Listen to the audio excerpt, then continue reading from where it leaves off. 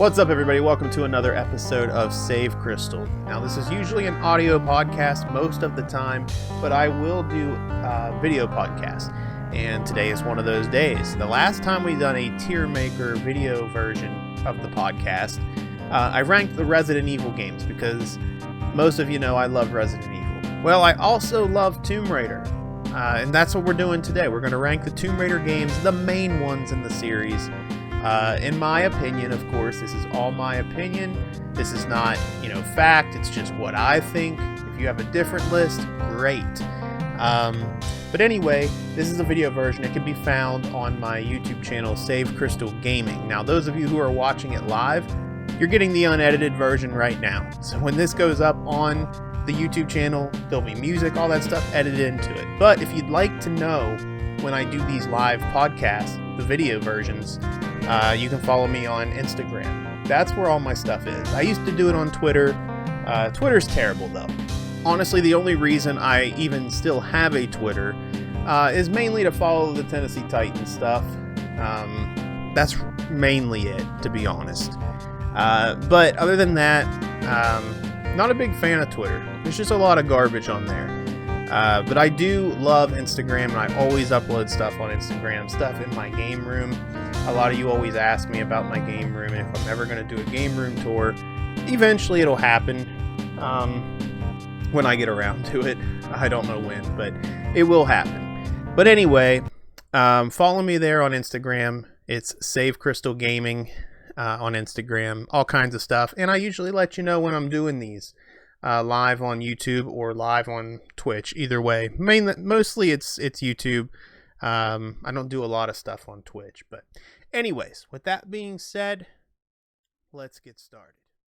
All right, before we get started, just a couple quick shout outs here real quick. We've got Fancy Skunk, Kane42069, Universal Giant, Sprint 6864, JRed11, Worldwide Wimpy, Nimbus Spark, and Matrix 2. Thank you guys for stopping in, and here we go. All right, here we go. We've got the board now, and I'm going to actually show you guys real quick. I got rid of the S category because why would you have S at the top of the list? I don't know. I've never really understood that. The alphabet starts with A, so A being number 1, it's going to be the best, right? And then I added a category at the bottom, games, because I'm only ranking the main games in the series. As you can see down here, we've got some of the mobile games, some of the DLC, basically that's what they were. Tomb Raider Unfinished Business and Tomb Raider 2 Gold, stuff like that. I'm not really going to worry about any of those. We're going to talk about the main games in the series. So, once again, this is just my opinion. If you don't agree with it, I apologize. I'm sorry. So, here we go. Starting with Tomb Raider 1. I think Tomb Raider 1 is probably my all-time favorite game out of the entire series. It's a great game, and what a game to take video games to a whole nother level. And that's what it did. It was a 3D platform game that is still held high to this day. Might not be easy on the eyes to look at for like newer generations, but what it was able to do at that time was incredible. And I know I got to put it at A. It's a fantastic game. Some of these I'm going to be able to blow right through. Tomb Raider 2, another great game, took everything that 1 did and made it better. I got to put it up there as well. And the levels in 2 are so good. They're so good. Venice alone, come on, it's got to be up there. It's got to be. But believe it or not, even though Tomb Raider 1 and 2, I both have them in that A category, they are, I don't know. I would pick 1 over 2. That's me. Not saying 2's bad, but I think it's the nostalgia for me with 1. So I got to put 1 up there and 2. Even though they're both there together, I still like 1. I still like 1 the most, but 2 is a great game as well.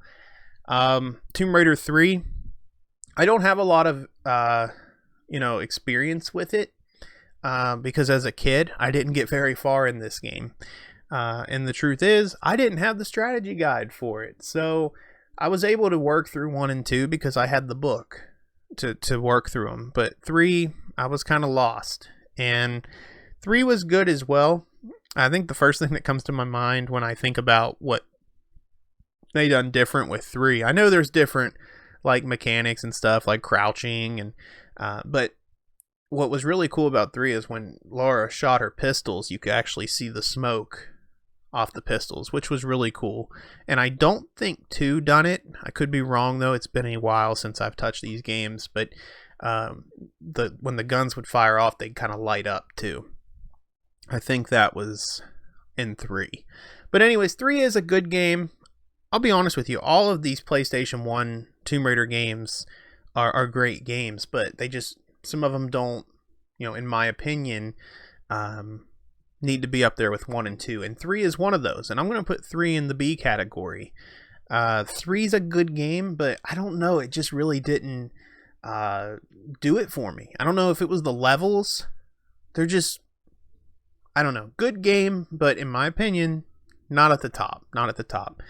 And we're going to kind of hang out in that B category right here with the 4th entry in the Tomb Raider series, The Last Revelation. Now, this game I don't have a lot of experience with. I never beat this game, and I need to get around to it one day because being a Tomb Raider fan, I need to complete this. I remember I had the demo of this game long ago, and it was like a level with skeletons, and eventually what the demo was didn't even make it into the game. So when I played the game, yeah, the skeletons are in there and stuff, but the level that I played in the demo I really liked, and it wasn't even in the game. But anyway, another good game, just for me, not in that top. It's not as special as 1 and 2. There was just something about those 2 games, and it's hard for me to explain, where you almost have to experience it for yourself. But Tomb Raider 4, also in the B category. On to Tomb Raider 5, Tomb Raider Chronicles, going to the B category. Like I said, all of these Tomb Raider games on the PlayStation 1 are good games. Now, let me also just say, because I know probably some of you are exploding at me, saying, well, what are you talking about? It's, Tomb Raider Chronicles and Tomb Raider The Last Revelation were on the Dreamcast, and Tomb Raider 1 was on the Saturn. I know that. But if you want the full collection, other than PC, if you want all these on one console, it's the PS1. And every time I think of original Tomb Raider, I think of the PlayStation. I just do. But yeah, I believe Tomb Raider 2 and 3 were exclusive. I believe they were. I know for sure 2 was, but I think 3 was also. Now, Tomb Raider Chronicles, the reason I'm putting it in the B category, another good game, plays just as well as the 4 before it. I just didn't care how it jumps all over the place. I like the whole thing about the secrets with the golden roses. You have to find the golden roses. Kind of like in 2, you had to find the dragons. I liked those. I liked that, but I don't like all the jumping around. And if I can remember right, you don't even get to keep your items throughout the game. So like maybe you picked up a bunch of stuff in this level, but the next level it's all gone. That kind of sucks. But there are little things like that. It doesn't mean it's a bad game. It's definitely not. It's a good game. So that will end right there, the original 5 Tomb Raider games. Now it was time to make a change, okay? We're heading in to the next generation. The PlayStation 2, we got Tomb Raider Angel of Darkness. I had this game right around the time it actually come out, and it was definitely different, but I can't say that I didn't have fun with it as a kid. I did. I liked it. It was definitely a big change, though, from how we knew Tomb Raider. And the story, though, I liked the story. I really liked most of it, the levels. However, the gameplay is a little brutal. Okay, it is rough on the edges. And a lot of people say, I think they were I could be wrong on this because I haven't really looked into Tomb Raider Angel of Darkness. I played it one time through, never picked it up again. But there was something about the movie being rushed or something, or this was being rushed for the movie, or something along those lines, that this didn't get, enough time put into it. And I feel like if they would have left things alone, that it could have been really good. It could have been good. They just needed to work on some things. So unfortunately, with that being said, I'm gonna have to put this in the D category. It's not a I don't know if I even want to put it in the D category because it's not that bad.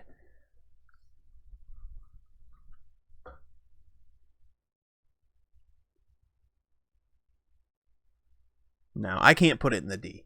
I can't put it in the D category. It doesn't make sense. We'll put it in C because the story and all that, I still had fun playing the game. It's just there's a lot of frustrating things with the controls that can really make you want to rage. So we're actually going to we're going to put it in C. I don't think I'm going to put a single game in D, to be honest. I think C is going to be our lowest. Okay. Tomb Raider Legend, a really good game. A really good game. I was going to put it up there with A, but I think I'm going to put it in B. I think Tomb Raider Legend, another great story.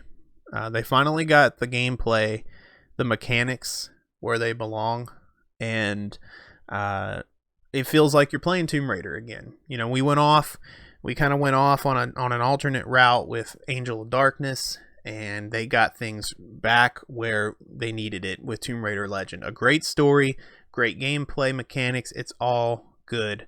I might change. You know what? I'm gonna have to put that up there with 1, or in the A category. It's a good game. It really is. I believe I had this for the GameCube. Yeah, I had this for the GameCube. I still have it for the GameCube, but it is a great Tomb Raider game in the series. So that's where it belongs. Tomb Raider Anniversary. I remember the hype of this game coming out. I was so excited. It was a remake of the first game, and they knocked it out of the park. In the A category, using Tomb Raider Legends gameplay mechanics updated. They done great. They remade everything. It was so cool seeing up-to-date graphics at that time. The Tomb Raider levels, like, the caves, the Lost Valley, all that stuff. It was so cool. And re-seeing, like, the T-Rex, but up-to-date graphics. It honestly is a masterpiece, in my opinion. I love Tomb Raider Anniversary. And seeing Tomb Raider 2 remade would be awesome as well. I don't know what they're waiting for. They need to get on that ASAP. Okay, Tomb Raider Underworld. Played it one time. It was okay. Could care less to play it again. So I'm going to put it in C. It does follow the Tomb Raider Legend storyline. And it just... not very memorable to me. It's okay, but... the whole thing with her mansion burning down, and there's another Laura. It's like a, doppelganger. I don't know. But it's going in that C category. A game that I honestly could care less if I ever played it again. I mean, it wasn't terrible once again, but I don't know. Okay. Now we get into... the reboot. That's what I call them. They're not remakes, they're reboots. So Tomb Raider, it's just called Tomb Raider. By the way, I hate when they do that stuff. So now we have to refer, if someone's like, oh, have you played Tomb Raider? Oh yeah, I've played Tomb Raider. No, not that one. This one. You know what I'm saying? It's a mess. Just give it a different title. Tomb Raider something. So when this game come out, I was excited. One of these Tomb Raiders released alongside Fallout 4, I believe. I want to think maybe it was Rise of the Tomb Raider. But anyway, one of them released alongside, I think it was actually. And I remember a couple buddies of mine was at the midnight release, and they were all there for Fallout, and I was the only one there for Tomb Raider. They were like, dude, what are you doing? I was like, man, I love Tomb Raider. I love Tomb Raider. So I'm not ashamed. Come on, this is a great video game series. And if you haven't played it, you've got to. You've got to. Okay. So when this come out, I have to say, the game was fun. The story was fun. But I hated what they done to Laura. They made her out to be this whiny... I don't even know... Because when you think of Tomb Raider and Lara Croft, she's a bad chick, man. She is a bad chick. She was not that in this. And I was like, what are they doing to her? Like, I know they kind of wanted to humanize her as much as possible, but that was kind of what made her special. She was a chick you didn't want to mess with. And, you know, I don't know. I'm honestly, we're going to put it in the C category. Okay. Not a bad game. Once again, not really something I'd probably go back to. On to Rise of the Tomb Raider. I think this is the best game out of the reboots, and I would have to put it in the B category. I think it's very good. I like that. I like the snowy. You know, I don't know. You really feel for Laura in this game, like she's really trying to survive, and she little by little in these reboot games, you can see her getting stronger, getting to the point where we know Lara Croft to be. So I really did like Rise of the Tomb Raider. I like the story, the gameplay. It was all really fun. And then finally, Shadow of the Tomb Raider. Another good game, but not as memorable as one in the second game here in the reboots, Tomb Raider and Rise of the Tomb Raider. So I'm just gonna put it down here. I think that's honest. I don't know. Really, these games could come up. They're not. I'm thinking about it now. I am thinking about it.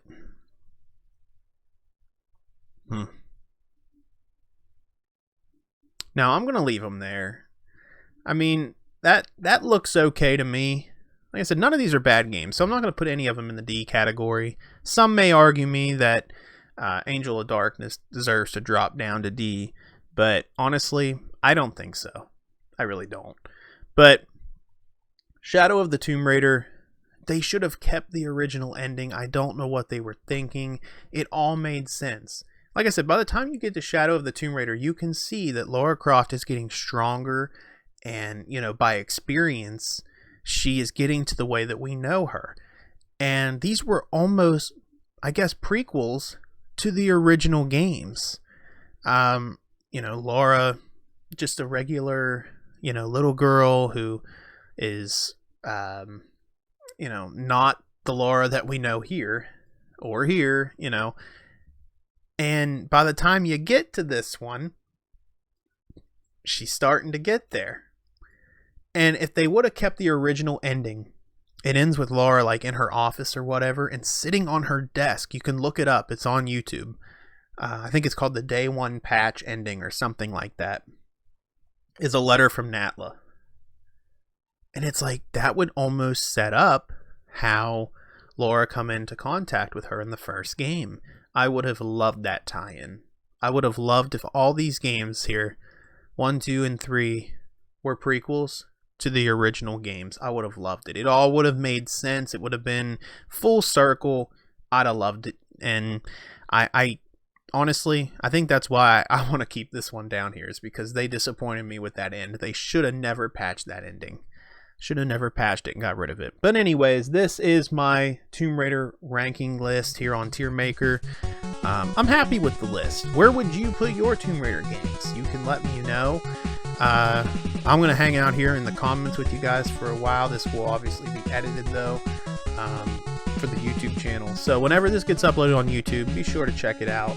And I see some of you guys have come in late. You already see the spoiler where I've placed these. But maybe you can see my explanation for it. Go back and watch it.